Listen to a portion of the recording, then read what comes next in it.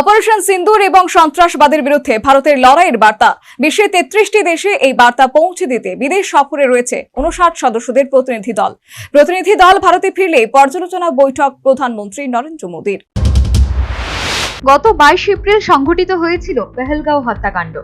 এরপর পাকিস্তানকে জবাব দিতে সন্ত্রাসবাদীর বিরুদ্ধে সংঘটিত হয় অপারেশন সিঁদুর। সন্ত্রাসবাদের বিরুদ্ধে ভারতের এই লড়াইয়ের বার্তা বিশ্বের 33টি দেশে পৌঁছে দিতে 60টি প্রতিনিধি দলের 59 জন সদস্য বর্তমানে বিদেশে রয়েছেন, যার মধ্যে রয়েছেন 31 জন বিজেপি নেতৃত্বাধীন এনডিএ শিবিরের সংসদ, 20 জন বিরোধী শিবিরের সংসদ, তাছাড়া রয়েছেন 8 জন অবসরপ্রাপ্ত কূটনৈতিক। চলতি সপ্তাহে একে একে 33টি দেশ সফর করে ভারতে ফিরবেন সবটি প্রতিনিধি দল।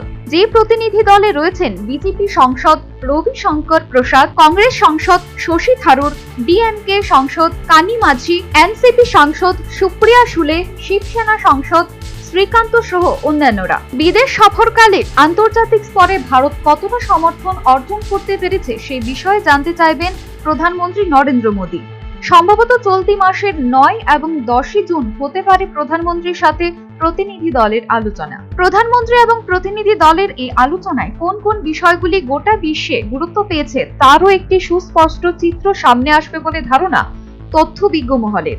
Bureau report, news vanguard.